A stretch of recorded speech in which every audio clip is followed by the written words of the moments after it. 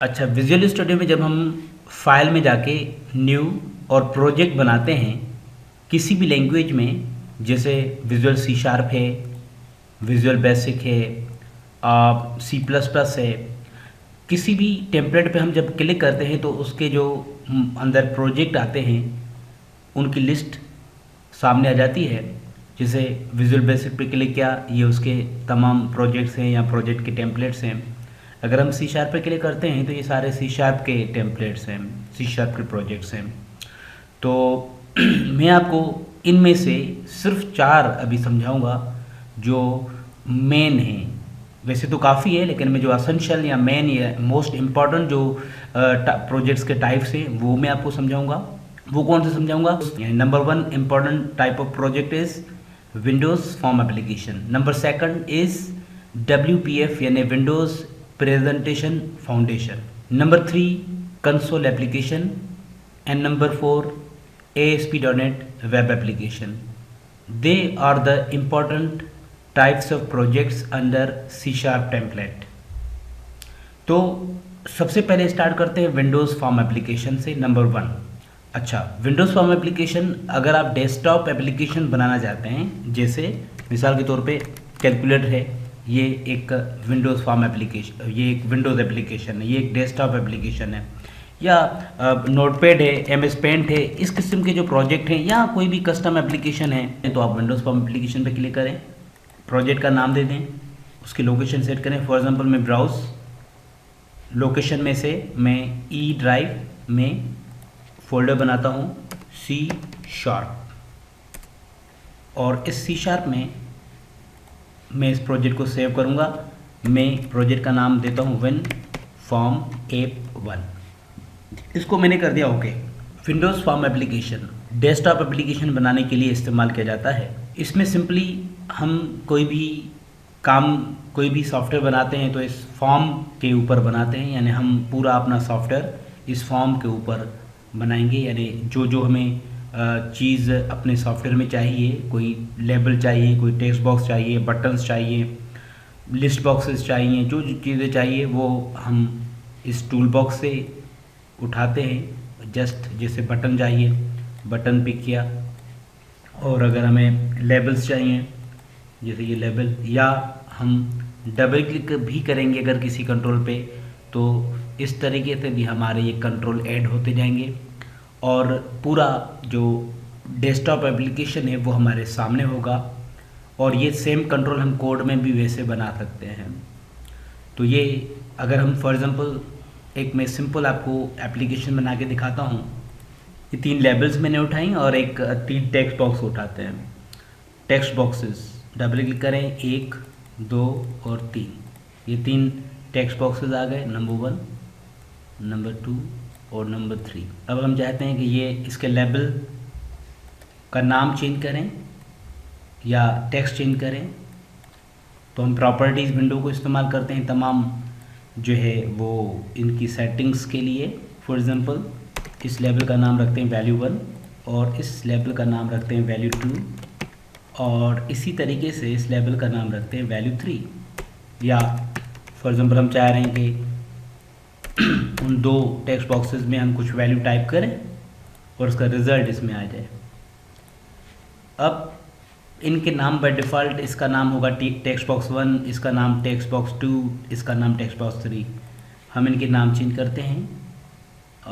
नाम चेंज करने के लिए मैं इनको A to Z कर लेता हूँ और ऊपर चला जाता हूँ, और ये नेम TXT1, इसका नाम TXT2, और फॉर एग्जांपल इसका नाम रखते हैं TXT रिज़ल्ट। ये बटन फॉर एग्जांपल BTN1, और बटन का हम टेक्स्ट देते हैं ऐड। हम अब बटन पे डबल क्लिक करते हैं और इस पर हम कोड लिखते हैं। कोड क्या लिखते हैं? सबसे पहले एक वेरिएबल बनाते हैं N1, और हम चाहते हैं टेक्स्ट बॉक्स का वैल्यू इसमें आ जाए, टेक्स्ट बॉक्स TXT1.text, क्योंकि ये एक N1 इंटीजर टाइप का वेरिएबल है और टेक्स्ट बॉक्स में स्ट्रिंग वैल्यू रिटर्न होता है, तो हमें कन्वर्ट करना पड़ेगा। आप देख सकते हैं मैसेज के not implicitly convert type string 20, सो हम एक्सप्लिसिट कन्वर्जन करेंगे, और कन्वर्ट करने के लिए हमारे पास मेथड है कन्वर्ट डॉट टू इंट 32। और भी मेथड है लेकिन फ़िलहाल हम इसको यूज़ करते हैं int convert dot to int 32 txt2 dot text और semicolon int result is equal n1 plus n2 और txt रिजल्ट डॉट टेक्स्ट। अब क्योंकि txt रिजल्ट में हमें टेक्स्ट देना है और ये रिजल्ट एक इंटीजर है, तो इससे ज़्यादा हम क्या करेंगे रिजल्ट डॉट टो स्ट्रिंग यानी टो स्ट्रिंग मेथड के ज़रिए हम इसका वैल्यू रिजल्ट का कन्वर्ट करके txt रिजल्ट को असाइन कर रहे हैं। F5 प्रेस करते हैं। फॉर एग्जांपल इसमें वैल्यू मैंने दिया 10 और इसमें 5। ऐड पे क्लिक करूँगा तो देखिए 15 रिजल्ट आ चुका है। तो ये एक सिंपल ये एक सिंपल विंडोज़ फॉर्म एप्लीकेशन था। तो इसी तरीके से हम पूरा अपना जो भी डेस्कटॉप एप्लीकेशन बनाते हैं तो विंडोज़ फॉर्म एप्लीकेशन के थ्रू बना सकते हैं। अब आते हैं second type of project under C#, which is WPF यानी Windows presentation foundation. WPF Windows presentation foundation. File new project under C# Windows WPF application. अब ये WPF एप्लीकेशन क्या है? WPF एप्लीकेशन भी डेस्कटॉप एप्लीकेशन के लिए ही इस्तेमाल होता है। यानी अगर आप डेस्कटॉप एप्लीकेशन बनना चाहते हैं तो एक तरीका है विंडोज़ फॉर्म, लेकिन विंडोज़ फॉर्म में कुछ लिमिटेशंस हैं। कौन सी? फॉर एग्जांपल एनिमेशन, आप विंडोज़ फॉर्म एप्लीकेशन में एनिमेशंस नहीं लगा सकते। 3D सपोर्ट नहीं है, यानी 3D अगर ग्राफिक्स आपको चाहिए तो विंडोज़ फॉर्म एप्लीकेशन सपोर्ट नहीं करता। इसी तरीके से ऑडियो या वीडियो यानी मल्टीमीडिया की भी सपोर्ट इसमें नहीं है। तो अगर आपको मल्टीमीडिया, 3D ग्राफिक्स, एनिमेशंस वगैरह अपने डेस्कटॉप एप्लीकेशन में चाहिए तो फिर उसके लिए WPF है, यानी ये विंडोज़ फॉर्म एप्लीकेशन से ज़्यादा रिच है for developing desktop application. So we are choosing WPF application and कोई भी आपने नाम दे दें, कोई भी लोकेशन दे दें और ओके कर दें। अब लैंग्वेज इसमें यूज़ जो UI के लिए C# भी इस्तेमाल की जा सकती है। ये देखिए C# का कोड है, ये C# और ये, लेकिन UI के लिए आप एक और लैंग्वेज भी यूज़ कर सकते हैं, that is XAML application markup language, which is basically markup language based on XAML, जो कि UI बनाने के लिए यूज़ होती है। फॉर एग्जांपल अगर मैं बटन बनाना चाहता हूँ तो मैं टूल बॉक्स से बटन पिक कर सकता हूँ। ये जैसे बटन आप देखें, इसका कोड टैग यहाँ पे आ गया बटन का। अगर आप लेबल फॉर एग्जांपल मैं लेबल उठाता हूँ एक, सेम तरीके से जैसे वहाँ पे प्रॉपर्टीज़ वगैरह हम सेट करते हैं, यहाँ पे भी इसमें भी प्रॉपर्टीज सेट की जा सकती है। जैसे फॉर एग्जांपल मैं अरेंज बाय नेम करता हूँ और मैं इसका बैकग्राउंड चेंज कर लेता हूँ। बैकग्राउंड पे क्लिक किया और यहाँ पे कलर भी कर दिया। अब कुछ डिफरेंसेस हैं, जैसे कि अगर मैं इस पर कोड करना चाहूँ तो मैं डबल क्लिक करूँगा बटन पे और मैं लिखूँगा लेबल। बाय डिफ़ॉल्ट इसका लेबल नाम होता है डॉट कंटेंट। C# में टेक्स्ट असाइन करने के लिए टेक्स्ट प्रॉपर्टी यूज़ होती है, लेकिन WPF में कंटेंट। दिस इज़ WPF, ठीक है। और डिफरेंसेस हैं, तो ज़्यादा इसमें रिच फीचर्स हैं डेस्कटॉप एप्लीकेशन बनाने के लिए। इसी तरीके से third type of project under C# is console application. Console application जो है वो एक ऐसा एप्लीकेशन है जो कि कमांड लाइन इंटरफेस यानी CLI मोड में चलता है, यानी टेक्स्ट मोड में। फॉर एग्जांपल कोई भी नाम दे दें यहाँ पे और ओके कर दें। इसको मैं सेव नहीं करना चाहता, नो मैंने कर दिया।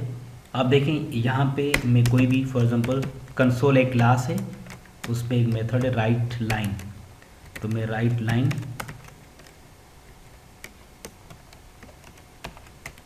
Welcome to C#। अब कंट्रोल F5 प्रेस करते हैं, वेलकम टू C# मैसेज आ रहा है और ये एक कमांड लाइन इंटरफेस है जिसमें आपका एप्लीकेशन रन होता है। अब आते हैं fourth type of application C# के अंडर, वो है वेब एप्लीकेशन। आप सिंपल यहाँ पे ASP.NET वेब एप्लीकेशन पिक करें, नाम दे दें, ओके कर दें। इसमें भी टेम्पलेट आ रहे हैं, for example web form, MVC, और ये आगे हम जाके कवर करेंगे, लेकिन मैं MPT उठा रहा हूँ और ओके कर रहे हैं। तो ये एक वेब एप्लीकेशन है।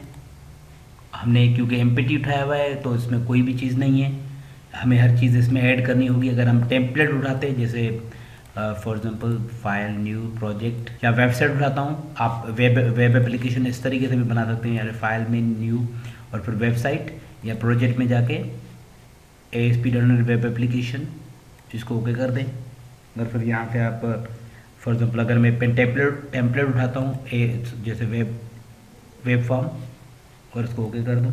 कॉन्टेक्ट अस, आप देख सकते हैं ये सोर्स है, लेकिन इसके डिज़ाइन में भी हम काम कर सकते हैं। और अगर हम इसको चलाएं तो ये ब्राउज़र में एप्लीकेशन रन होता है, क्योंकि वेब एप्लीकेशन हमेशा ब्राउज़र में रन होता है। मैं F5 प्रेस करता हूँ तो ये रहा वेब एप्लीकेशन जो कि ब्राउज़र में रन हो रहा है। Application name, home, about, contact.